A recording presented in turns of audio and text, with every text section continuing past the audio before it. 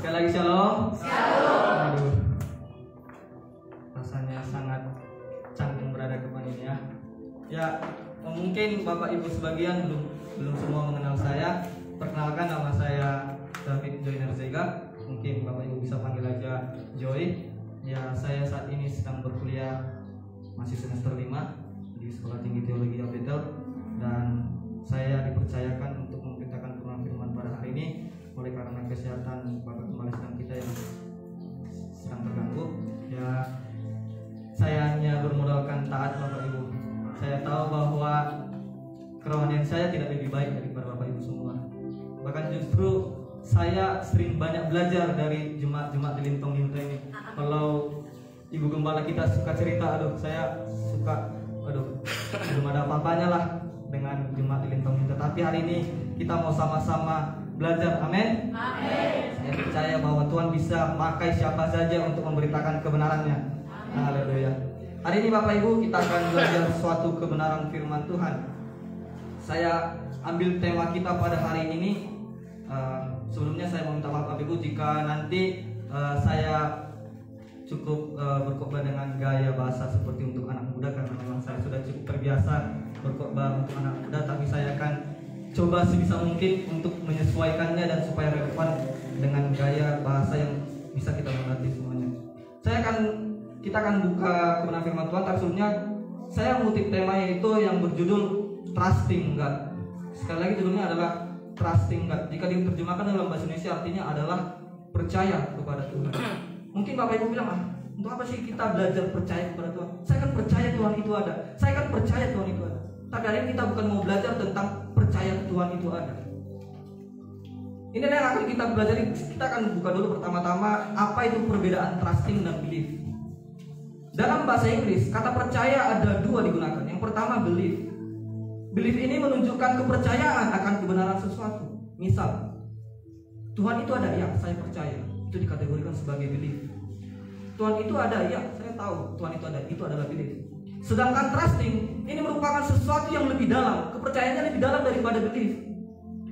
Trusting ini adalah, ataupun trust, menunjukkan kepercayaan akan kemampuan sesuatu atau seseorang. Pada konteks tertentu, tingkat kepercayaan pada trust lebih dalam dibandingkan daripada belief. Contohnya bagaimana? Saya percaya bahwa contohnya seseorang ini baik. Saya percaya bahwa orang ini punya kuasa. Saya percaya. Saya percaya bahwa dia dapat melakukan mukjizat. Saya percaya. Itu namanya trust. Beda dengan belief. Kita hari ini tidak cukup menjadi orang-orang yang percaya bahwa Tuhan itu ada, tapi kita juga harus percaya bahwa Tuhan sanggup melakukan segala sesuatunya. Dan itu yang akan kita pelajari pada hari ini Bapak Ibu. Nah, sekarang pertanyaannya, mengapa kita harus percaya akan kemampuan yang Tuhan miliki? Yang pertama adalah God is in control, atau bisa disebut Tuhan yang pegang kendali. Kita buka dalam Kejadian 37 ayatnya yang ke-19 sampai yang ke-20. Sekali lagi kita buka Kejadian 37 ayat 19 sampai yang ke-20.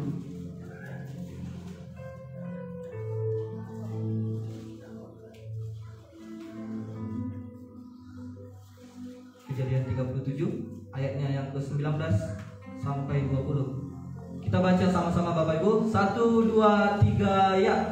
Kata mereka seorang kepada yang lain, lihat, tukang mimpi kita itu datang. Sekarang marilah kita bunuh dia dan kita lemparkan ke dalam salah satu sumur ini. Lalu kita katakan, seekor binatang buas telah menerkamnya, dan kita akan lihat nanti bagaimana jadinya mimpinya itu. Inilah gambaran kehidupan kita Bapak Ibu. Mungkin dalam setiap kondisi kehidupan kita tidak sesuai dengan rencana kita. Yusuf saat ini kita lihat ceritakan bahwa saudara-saudaranya berkeinginan untuk membunuh Yusuf. Kalau kita pelajari, salah Yusuf nggak ada. Dia hanya menyampaikan mimpinya. Dia hanya menyatakan apa yang disampaikan Tuhan lewat mimpi kepada Yusuf. Tapi naasnya saudara-saudaranya malah iri dan cemburu dan ingin membunuh Yusuf. Kita lanjut ke dalam ayatnya yang ke-26 sampai yang ke-28. Ayatnya yang ke-26 sampai yang ke-28. Kita baca 1, 2, 3 ya. Lalu kata Yehuda kepada saudara-saudaranya itu, apakah untungnya kalau kita membunuh adik kita itu dan menyembunyikan darahnya. Marilah kita jual dia kepada orang Ismail ini, tetapi janganlah kita apa-apakan dia, karena ia saudara kita, darah daging kita. Dan saudara-saudaranya itu mendengarkan perkataannya itu. Ketika ada saudagar-saudagar Midian lewat, Yusuf diangkat ke atas dari dalam sumur itu, kemudian dijual kepada orang Ismail itu dengan harga 20 shikal perak. Lalu Yusuf dibawa mereka ke Mesir. Akhirnya Yusuf dijual dengan hanya harga 20 shikal perak. Bapak Ibu, 20 shikal perak ini bukan harga yang mahal. Ternyata setelah saya cari, saya coba konversikan 20 shikal perak ini dalam zaman sekarang ini kira-kira berapa ya? Ternyata setelah saya cari, 1 shikal itu sama dengan 11,4 gram perak. Berarti 20 shikal sama dengan 228 gram perak.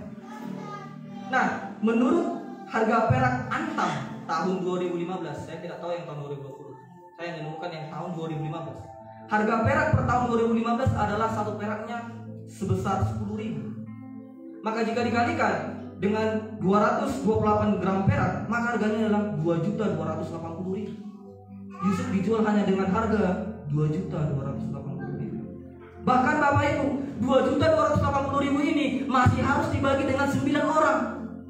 Maka per orangnya hanya mendapatkan 253.000. Saya mau mengatakan bahwa saudara-saudara Yusuf bukan orang miskin, sehingga mereka hanya butuh banyak uang. Mereka nggak butuh uang itu. Yang mereka inginkan adalah supaya Yusuf nggak ada lagi bersama-sama dengan mereka. Yusuf dianggap tidak bernilai sama sekali. Bahkan Bapak Ibu, kalau sekarang nih, ginjal kita ini jika dijual lebih mahal daripada harga Yusuf dijual ini. Satu ginjal manusia itu dihargai lebih daripada ini.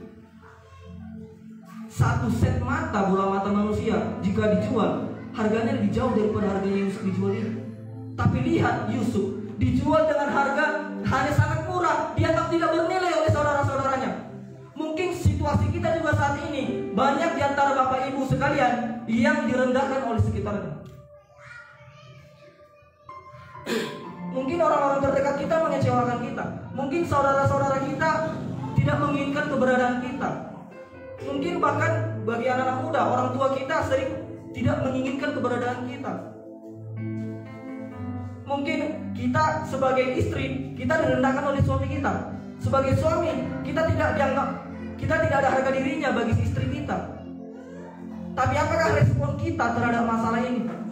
Apakah kita buru-buru langsung kecewa sama Tuhan? Kita bilang, Tuhan saya sudah ikut Tuhan selama ini, Tuhan saya sudah sering doa puasa selama ini, Tuhan saya sudah sering berdoa syafaat samamu, tapi kenapa justru saya mendapatkan hal-hal yang seperti ini?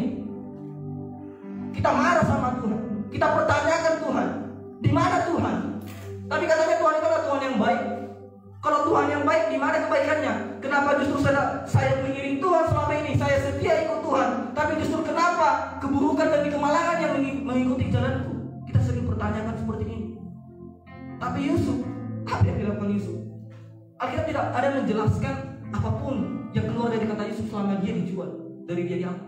Itu menandakan bahwa dia tidak ada protes sama sekali. Dia nggak marah sama Tuhan, dia nggak jadi kecewa sama Tuhan. Kita tahu bahwa Yusuf ini adalah keturunan dari Yakub, dan kita tahu bahwa Yakub itu adalah orang yang sangat taat kepada Tuhan. Dari keturunannya Abraham sampai kepada Yakub, orang-orang yang setia kepada Tuhan. Mungkin Yusuf di tengah penderitaannya, di tengah persoalan hidupnya, dia bisa saja bilang, Tuhan, kok saya sudah ikut Tuhan selama ini, tapi kok saudara-saudara saya bikin gini? Tuhan, bukankah Tuhan yang menyatakan mimpi itu kepada saya, tapi kenapa justru saya mengalami seperti ini? Mungkin kita sering kecewa sama manusia. Kita direndahkan sedikit, kita langsung kecewa. Bahkan tidak jarang Bapak Ibu, kita sering temukan di pelayanan sekalipun. Kita orang manusia yang mengecewakan kita, tapi imbasnya kepada Tuhan. Kita cukup sering melihatnya, saya juga cukup sering memperhatikannya. Ada orang-orang melayani orang lain yang melukai hatinya, tapi dia bilang, Tuhan ini nggak baik, dia tinggalkan pelayanan. Bahkan ada orang yang gara-gara gembalanya tidak sesuai omongannya dengan apa yang dikhotbahkan, dia marah sama Tuhan. Inilah mengapa kita nggak boleh berfokus kepada manusia. Makanya Tuhan bilang jangan mengharapkan dan mengandalkan manusia. Kita harusnya hanya mengandalkan Tuhan. Tapi tahu nggak Bapak Ibu, ada sesuatu yang besar yang disediakan Tuhan lewat perkara Yusuf ini. Karena kita percaya dari bahwa Tuhan yang pegang kendali atas hidup kita semua. Tidak ada satupun yang terjadi di muka bumi ini tanpa izinnya Tuhan. Sebab dikatakan dalam firman Tuhan bahwa Tuhan turut bekerja dalam segala sesuatu untuk mendatangkan kebaikan bagi kita. Kalau begitu, kenapa kita masih meragukannya Tuhan? Kalaupun kita hari ini diperhadapkan sama masalah-masalah itu, mungkin suaminya ibu-ibu yang ada di sini tidak seperti yang ibu harapkan. Mungkin istri-istri bapak-bapak yang di sini tidak cukup seperti apa yang diinginkan oleh bapak-bapak yang ada di sini. Mungkin anak-anak dari bapak ibu sering melukai hati bapak ibu. Tapi saya mau berpesan, dan pesan Tuhan hari ini, sebaiknya kita jangan kecewa sama Tuhan. Karena ada rencana Tuhan. Dan rencana Tuhan apa Bapak Ibu? Kita buka akhirnya dalam Kejadian 50 ayat yang ke-20. Dan inilah ternyata rencana yang disediakan Tuhan.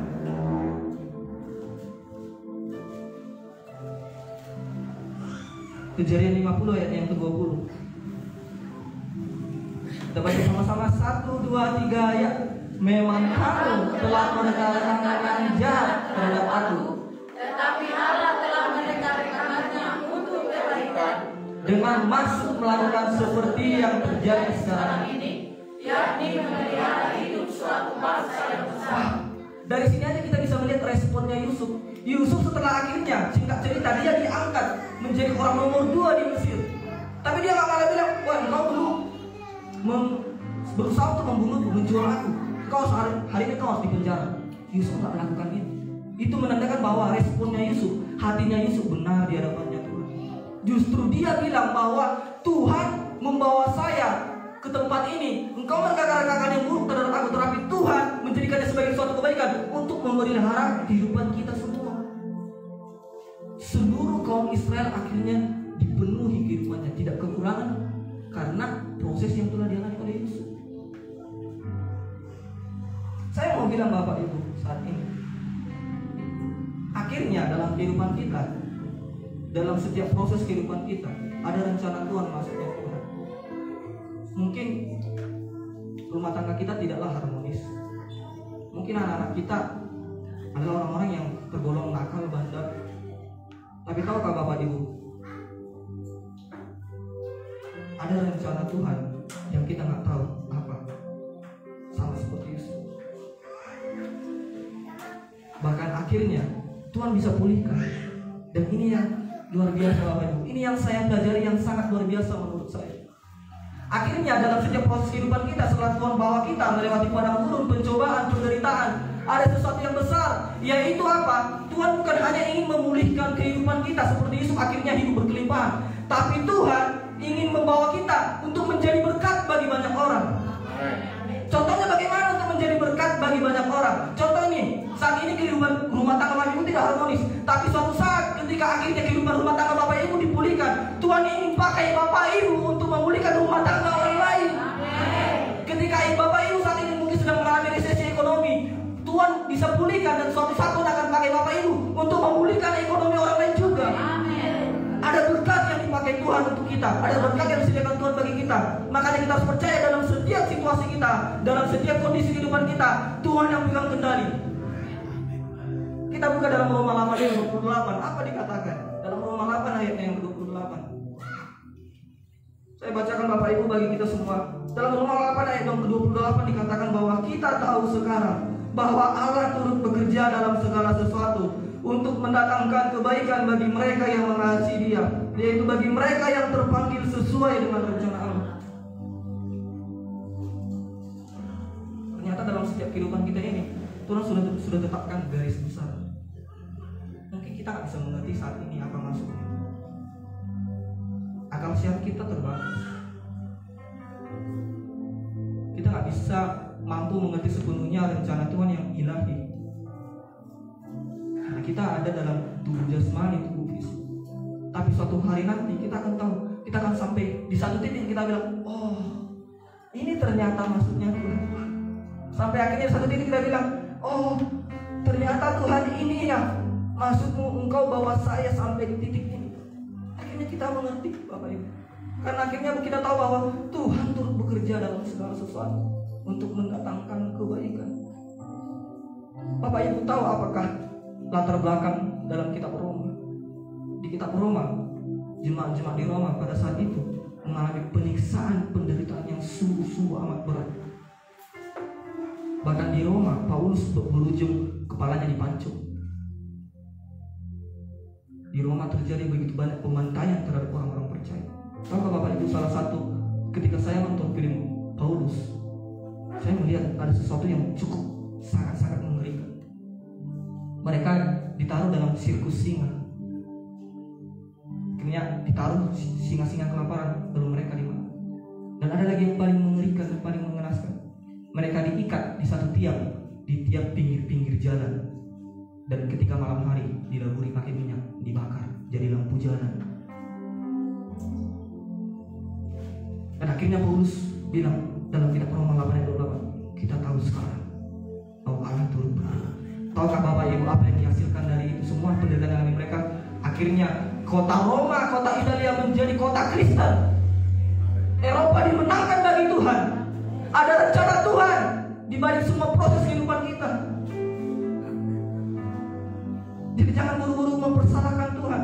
Jangan buru-buru protes sama Tuhan. Kenapa saya harus alami ini? Kenapa harus saya alami itu? Padahal sudah saya lakukan ini. Padahal sudah saya berikan persembahan banyak-banyak. Saya sudah memberi banyak-banyak untuk Tuhan. Apakah gara-gara kita pikir, gara-gara kita sudah hidup benar, kita nggak lagi melalui penderitaan? Bagaimana dengan Ayub? Dikatakan sebagai orang yang saleh. Apakah kita sudah sesaleh Ayub? Ayub aja masih mengalami. Sehingga akhirnya gara-gara kita tahu ini, kita akhirnya bisa bilang, oke Tuhan, sekalipun sekelilingku menyakitiku, sekalipun sekelilingku mengecewakan, enggak apa-apa Tuhan. Tuhan cukup bagiku. Sekalipun mungkin anak-anakku nggak sesuai dengan ekspektasiku, enggak apa-apa Tuhan. Tuhan cukup bagiku. Sekalipun mungkin suamiku mengecewakanku, enggak apa-apa Tuhan. Tetap Engkau sumber sukacitaku. Enggak apa-apa Tuhan. Karena aku tahu Tuhan, ada maksud yang indah di balik ini. Tuhan yang pegang kendali atas hidupmu. Tuhan yang pegang kendali atas kehidupan Bapak, Ibu, Saudara, dan saya. Tuhan selalu menginginkan yang terbaik bagi kita. Makanya kita harus percaya kepada Tuhan. Kita harus percaya sama kekuatan Tuhan, bahwa Tuhan yang pegang kendali atas seluruh dunia ini, Bapak Ibu. Bahkan ada, Bapak Ibu, ada salah satu tokoh dalam Perjanjian Lama, di mana tokoh ini disuruh Tuhan untuk membakar roti di atas kotoran manusia dan disuruh dimakan.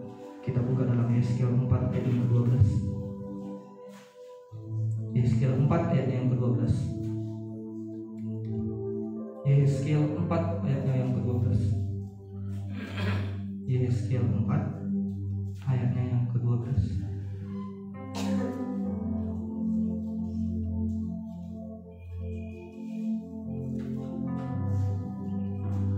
Kita baca sama-sama Bapak Ibu. 1, 2, 3 ya.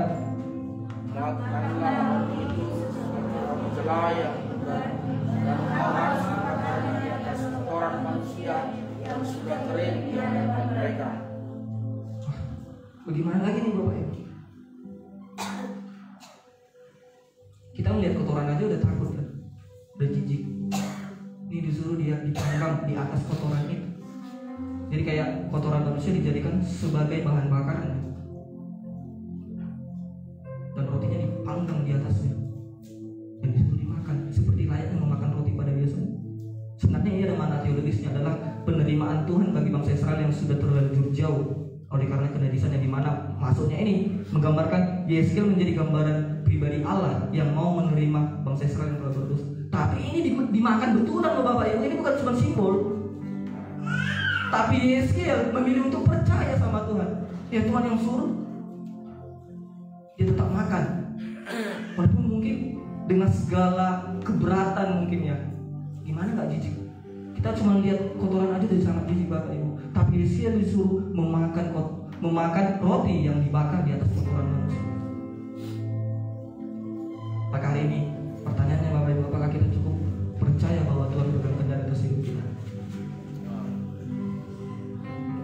setiap kehidupan kita Bapak Ibu, kita harus percaya bahwa Tuhan pegang kendali. Tuhan yang menciptakan alam semesta ini, tentu Dia yang pegang kendali. Yang selanjutnya Bapak Ibu, yang kedua, kita akan belajar bahwa yaitu kenapa dan apa yang harus kita perlu ketahui dari trusting God. Yaitu kenapa kita harus percaya sama Tuhan? Oleh karena God is in charge. Artinya adalah Tuhan yang bertanggung jawab. Kita buka dalam Ester 3 ayat 8 sampai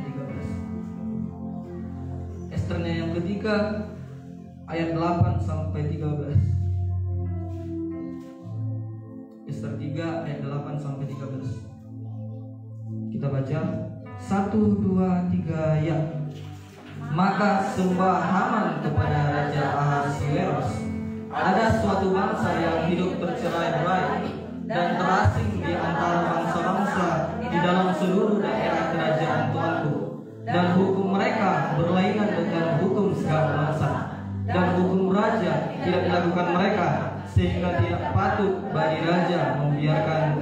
Ayat 9. Jikalau baik pada pemandangan raja, hendaklah dikeluarkan surat titah untuk membinasakan mereka, maka hamba akan meminta perak 10.000 talenta dan menyerahkannya kepada tangan para pejabat yang bersangkutan, supaya mereka memasukkannya ke dalam.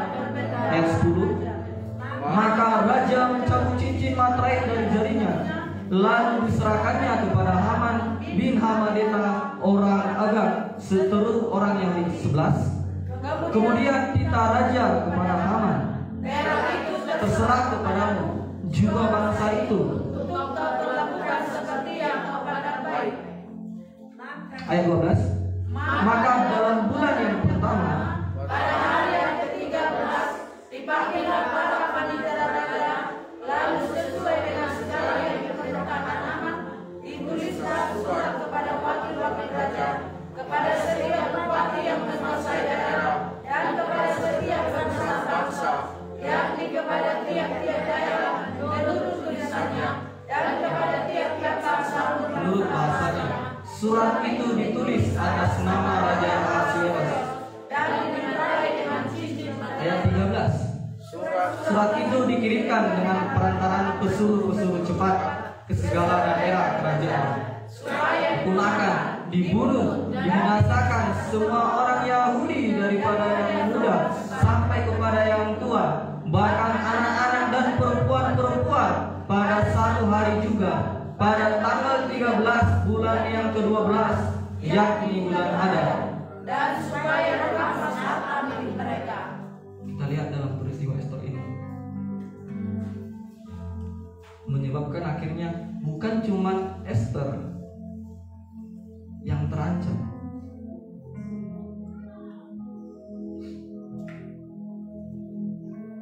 tapi akhirnya berimbas kepada seluruh orang Israel, seluruh orang Yahudi. Pada saat itu Ester baru naik menjadi ratu, menggantikan Ratu Wasti.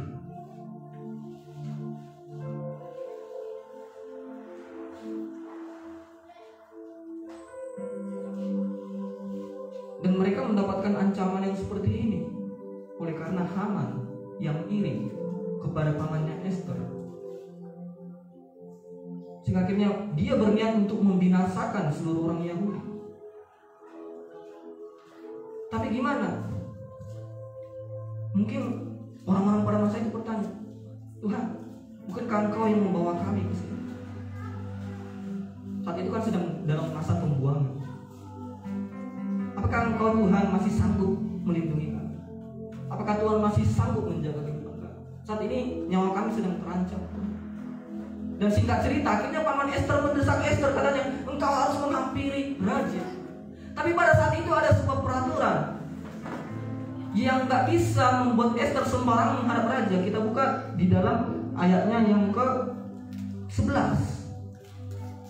Ester 4 ayat yang ke-11. Ester 4 ayat yang ke-11. Ester 4 ayatnya yang ke-11. Saya bacakan Bapak Ibu. Semua pegawai raja serta penduduk daerah-daerah kerajaan mengetahui bahwa bagi setiap laki-laki atau perempuan yang menghadap raja di pelataran dalam dengan tiada dipanggil hanya berlaku satu undang-undang, yakni hukuman mati. Hanya orang yang kepadanya raja mengulurkan tongkat emas yang akan tetap hidup, dan aku selama 30 hari ini tidak dipanggil menghadap Raja. Akhirnya Esther katakan, bagaimana mungkin saya langsung menghadap Raja? Saya belum dipanggil selama 30 hari. Apa yang harus saya lakukan? Singkat ceritanya, Esther beserta dengan seluruh dayang-dayangnya, mereka berpuasa. Makanya akhirnya kita kenal yang namanya puasa Esther.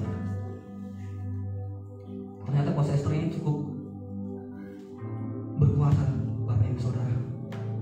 Singkat cerita, akhirnya ketika itu Esther menghadap setelah selesai puasa, tidak apa-apa. Dan justru Raja mengatakan bahwa apa yang kau minta, wahai Ratu, bahkan setengah dari kerajaan ini ku kasih. Tapi sekarang ini, saya mau kasih tahu sesuatu Bapak Ibu. Alasan dari Esther luput dari kematian dan seluruh orang Yahudi, dan pada akhirnya si Haman ini yang akhirnya digantung menggantikan pamannya Esther. Gak jadi, semuanya berbalik. Tapi tahukah Bapak Ibu, saya mau bertanya, apakah semuanya ini semata-mata karena dua puasa Esther? Atau saya mau bertanya, apakah ini berhubungan dengan kesetiaannya Allah bagi bangsa Israel? Sekarang mereka menjadi selamat oleh karena kesetiaannya Allah atau oleh karena perbuatan? Saya mau jawab dua-duanya. Tapi yang paling besar adalah karena kesetiaan Tuhan. Kalau kita bilang oleh karena dua puasa, maka kalau kita berdua puasa, seharusnya jawaban dua kita semuanya akan terwujud. Tapi nyatanya enggak.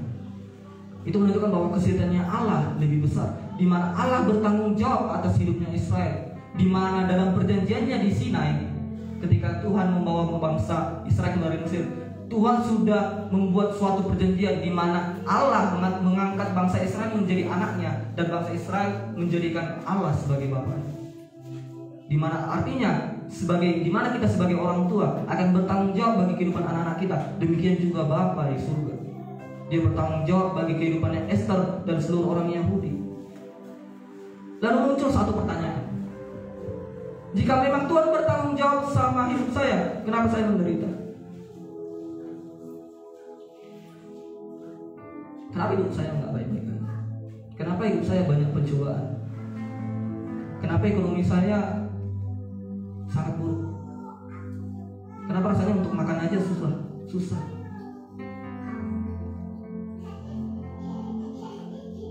Kenapa suami saya begini? Kenapa istri saya begini? Kenapa anak saya begini? Kenapa orang-orang di sekitar saya begini? Kenapa saya harus mengalami penderitaan kalau memang Tuhan bertanggung jawab? Jawabannya, kita masuk buku itu. Kita bisa melihat dalam contoh kasus Ayub. Saya sudah singgung singkat sekali bahwa Ayub adalah orang yang saleh di hadapan Tuhan. Tapi pada ujungnya Ayub juga mencoba. Tapi gini Bapak Ibu, mungkin jangan cepat buru-buru bilang pencobaan ini datangnya dari Tuhan, pencobaan ini datangnya dari Tuhan, pencobaan ini datangnya dari Tuhan. Pencobaan gak pernah datang dari Tuhan. Kita belajar dari Ayub. Nanti Bapak Ibu silakan baca. Tahukah Bapak Ibu apa penyebabnya Ayub dicobai? Saya mau bertanya, apakah itu kehendak Allah? Iya, kehendak Allah. Tapi apakah itu semua berasal dari idenya Allah? Tidak. Akhirnya kita tahu bahwa saya untuk menjelaskan ini agak sulit bahasa yang satu ini. Tapi saya coba, walaupun mungkin kurang sempurna kata-kata yang ini, tapi ini kayaknya yang paling dekat. Alasan pencobaannya Ayub terjadi oleh karena pertaruhan antara iblis dan Allah. Betul nggak itu? Betul. Bisa dibuktikan, bisa. Nanti Bapak Ibu baca dalam ayat pasal yang pertama, dikatakan tiba-tiba iblis datang. Lalu Allah bilang, apakah engkau melihat hambaku Ayub? Dia lihat. Dia itu setia, kata Allah. Dia setia. Lalu tiba-tiba iblis bilang, Tuhan, dia itu setia cuma gara-gara engkau memagari dia. Karena engkau menjaga dia, coba nggak engkau jaga, pasti dia nggak setia lagi. Akhirnya Tuhan bilang, ya udah oke, silakan. Itu menunjukkan bahwa adanya pertaruhan antara iblis dengan Allah. Walaupun mungkin ini bukan kata-kata yang sempurna, tapi kayaknya ini yang paling dekat. Mungkin Bapak Ibu sama seperti mungkin di tengah-tengah penderitaan kita saat ini, Tuhan sedang mempertaruhkan harga dirinya. Karena apa? Dia percaya sama kita sendiri. Mungkin saya, contoh, Tuhan bilang, saya percaya sama si Joiner ini. Udah, silakan aja coba. Saya percaya dia akan tetap setia sama saya. Dan iblis bilang, dia akan setia. Oke, kita buktikan. Ini seperti ajang pembuktian antara iblis dan Allah. Mungkin saja Tuhan menaruh harapan yang sangat besar bagi kita, Bapak Ibu. Apakah akhirnya kita akan mengecewakan Tuhan dan mempermalukan nama Tuhan? Selanjutnya mungkin kita bertanya, kalau begitu, apakah Tuhan Allah yang kejam? Nah, ini sering terjadi pertanyaan seperti ini, Bapak Ibu. Apakah Tuhan Allah yang kejam oleh karena Dia mengizinkan penderitaan? Mungkin juga ada Bapak Ibu yang tanya, apakah Tuhan itu adalah Allah yang kejam oleh karena Dia memberikan pencobaan? Saya mau jawab bahwa Tuhan gak pernah memberikan pencobaan, tapi Tuhan mengizinkan pencobaan. Ada dalam Yakobus 1 ayat 13-14. Yakobus 1 ayat 13-14. Kita mungkin hari ini banyak membuka ayat, Bapak Ibu. Yakobus 1 ayat 13-14. Saya baca, apabila seseorang dicobai, janganlah ia berkata pencobaan ini datang dari Allah, sebab Allah tidak dapat dicobai oleh yang jahat, dan Ia sendiri tidak mencobai siapapun. Ayat 14. Tiap-tiap orang dicobai oleh keinginannya sendiri, karena ia diseret dan dipikat olehnya. Jadi jangan pernah bilang, Bapak Ibu, bahwa Tuhan mencobai saya. Kita akhirnya mengetahui bahwa Tuhan gak pernah cobain kita. Tuhan Allah merupakan pribadi yang gak bisa dicobai dan gak mencobai manusia. Sebab apa? Dalam perjanjian lama dikatakan bahwa rancangan Tuhan adalah rancangan yang mendatangkan damai sejahtera. Gak ada pencobaan disediakan Tuhan, tapi Tuhan mengizinkan. Makanya yang Paulus katakan, tiap-tiap orang dicobai oleh keinginannya sendiri. Mungkin pencobaan kita yang kita alami saat ini, mungkin ada yang diizinkan oleh Tuhan, tapi ada yang diakibatkan oleh kesalahan kita. Contoh singkat. Mungkin Bapak Ibu sakit tertentu. Jangan buru-buru langsung bilang, saya tolak iblis, saya patahkan iblis, saya tolak kuasa roh jahat. Mungkin kita yang gak menjaga pola makan kita yang gak menjaga pola kesehatan kita, lalu kita salahkan iblis, kita salahkan Tuhan. Lah, ayat 14 dikatakan tiap-tiap orang dicobai oleh keinginannya. Mungkin juga dalam kehidupan rumah tangga kita, mungkin saat ini kita mengalaminya, mungkin oleh karena pemilihan yang salah di masa lalu. Maaf sekali Bapak Ibu, tapi apakah pertanyaan ini tidak bisa dirubah? Masih ada harapan. Karena dari apa? Saya bilang, yang pertama, Tuhan pegang kendali. Tuhan bekerja dalam segala sesuatunya untuk mendatangkan kebaikan. Lalu bagaimana caranya kita bisa tetap percaya bahwa Tuhan itu bertanggung jawab sehingga kita enggak mempersalahkan Tuhan? Jawabannya ada dalam 1 Tesalonika 5 ayatnya yang ke-24. 1 Tesalonika 5 ayatnya yang ke-24. 1 Tesalonika 5 ayat 24. Dikatakan di sana, Ia yang memanggil kamu adalah setia, Ia juga akan menggenapinya. Sekali lagi saya bacakan, Ia yang memanggil kamu adalah setia, Ia juga akan menggenapinya. Artinya apa? Jika Tuhan yang membawa kita kepada suatu proses, Dia juga yang akan membawa kita, menuntun kita sampai selesai.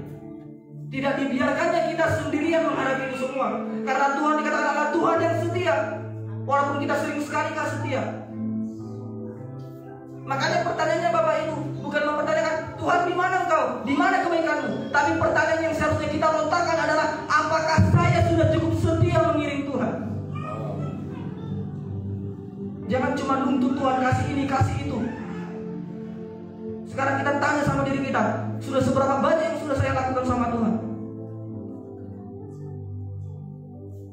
Kita sering berorientasi kepada berkat-berkat jasmani. Dan inilah yang selalu saya coba tanamkan dalam anak-anak muda di balik ini. Jangan berorientasi kepada berkat jasmani. Maaf Bapak Ibu, jika kita membaca dalam perjanjian baru, tidak ada satupun berkat mengenai jasmani, semuanya berkat rohani. Saya bukan mau bilang bahwa Tuhan tak bisa berkati kita secara jasmani, bisa. Tapi kita tak berfokus kepada itu, karena berkat yang disediakan Tuhan adalah berkat secara rohani. Tapi kalaupun Tuhan memberkati kita secara jasmani, akhirnya kalau kita mengetahui, akhirnya kita bisa bilang oh nggak apa-apa Tuhan. Sekalipun Tuhan nggak memberkati kehidupan saya, sekalipun mungkin kehidupan ekonomi saya nggak membaik, sekalipun mungkin kehidupan rumah tangga saya nggak pulih selamanya, nggak apa-apa. Asalkan Tuhan, aku jangan sampai kehilangan surga. Kita sering bertanya, wah, mana mukjizatnya Tuhan? Mana berkatnya Tuhan? Tahukah Bapak Ibu Saudara? Saya agak nggak enakan ngomongnya, gara-gara sedikit Bapak Ibu di umur di atas saya mungkin. Tapi sering sekali kita bilang bahwa mana berkat Tuhan, mana mukjizat Tuhan. Tapi sering sekali kita nggak tahu bahwa setiap harinya kita mengalami mukjizat. Tahukah Bapak Ibu? Kita tidur malam hari, kita masih bangun di pagi harinya, itu sudah mukjizat Tuhan. Ada banyak orang yang tidur pada malam harinya, esoknya nggak bangun lagi. Bahkan saya mau bilang Bapak Ibu, berkat terbesar bukan menjadi orang kaya. Berkat terbesar bukan bagaimana kita menjadi orang yang sukses di dunia ini, tapi berkat terbesar, anugerah yang terbesar yang pernah kita terima dalam kehidupan ini adalah anugerah keselamatan yang dicurahkan Kristus lewat penebusannya di atas kayu salib. Makanya kita nggak bisa lagi. Makanya gini Bapak Ibu, saya belajar akhirnya gini, bahwa saya itu nggak pantas lagi, kayaknya nggak layak lagi minta Tuhan berkati saya untuk menjadi orang yang sukses, untuk menjadi orang kaya. Saya akhirnya belajar bahwa akhirnya doa saya sembuh. Tuhan pakai saya sesuai dengan rencana. Karena seringkali apa yang kita minta nggak sesuai dengan apa yang Tuhan mau. Tapi Bapak Ibu percayalah bahwa akhirnya apapun yang terjadi dalam kehidupan kita, Tuhan bertanggung jawab dan Tuhan pegang kendali atas kehidupan kita. Yang terakhir Bapak Ibu, yaitu adalah God will show up. Artinya adalah Tuhan akan tampil dan Tuhan akan menunjukkan dirinya. Tuhan akan menyatakan siapa dirinya yang sesungguhnya di tengah-tengah penderitaan kita. Kita buka dalam Yesaya 41 ayat yang ke-10. Yesaya 41 ayatnya yang ke-10. Kita baca sama-sama ini. Ayat ini sungguh luar biasa Bapak Ibu. Mari kita baca 1, 2, 3 ya. Janganlah takut, sebab aku menyertai engkau. Janganlah bimbang, sebab aku ini Allahmu. Aku akan meneguhkan, bahkan akan menolong engkau. Aku akan memegang engkau dengan tangan kananku yang membawa kepada kemenangan. Lanjut ayat yang 13. Loncat ayat yang 13. Kita baca 1, 2, 3 ya. Sebab aku ini Tuhan Allahmu, memegang tangan kananmu dan berkata kepadamu, janganlah takut, akulah. Pesan ini sangat luar biasa. Tapi lagi-lagi kan kita sering nggak mempercayai firman Tuhan. Kita sering bilang, kalau Tuhan yang tolong saya, kenapa kayaknya saat ini rasanya pertolongan Tuhan belum nampak? Di mana pertolongan Tuhan?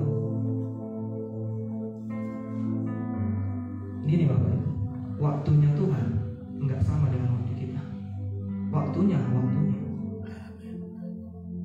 Tapi satu yang kita tahu, waktu Tuhan yang terbaik. Makanya kan ada pujian, coba Bang. Tuhan pasti yang terbaik, walau kadang tak mudah dimengerti, lewati cobaan,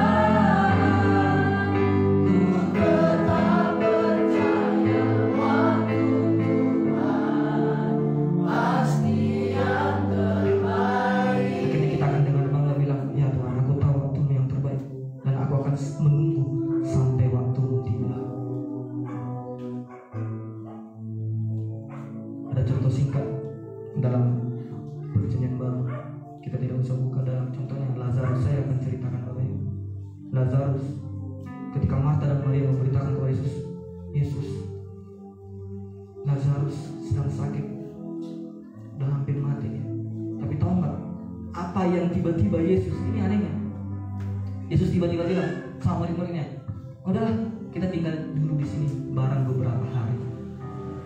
Sekarang pertanyaannya, saya mau tanya Bapak Ibu, apakah Yesus tahu Lazarus sedang sekarat dan butuh pertolongan? Tahu.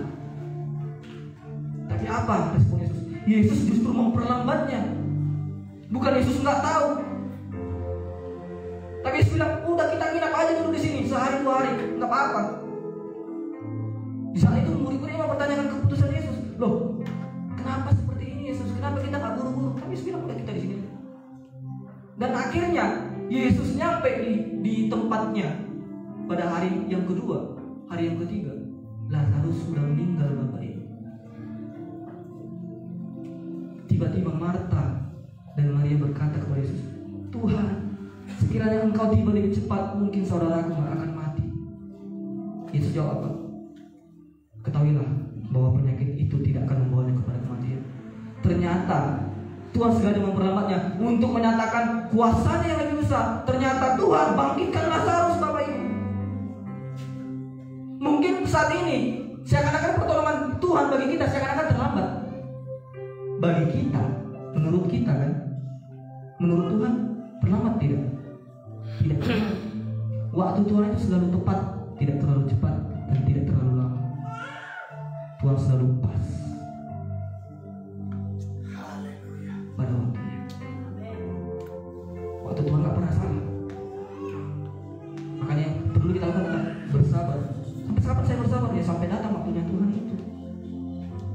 Karena kita tahu bahwa Tuhan suatu saat nanti akan menunjukkan siapa dirinya. Dan engkau, Bapak Ibu sekalian, kita semua, Bapak Ibu dan saya, tidak diizinkan Tuhan untuk berperang sendirian. Kita buka dalam Ulangan 31 ayat 8. Ulangan 31 ayatnya yang ke-8. Ulangan 31 pasal yang 8. Kita baca sama-sama, 1, 2, 3, ya. Sebab Tuhan, Dia sendiri akan berjalan di depanmu. Dia sendiri akan menyertai engkau. Dia tidak akan membiarkan engkau dan tidak akan meninggalkan engkau. Janganlah takut dan janganlah patah hati. Ayat ini cukup sebanding dengan Keluaran 14 ayat 14. Keluaran pasal 14 ayat yang ke-14.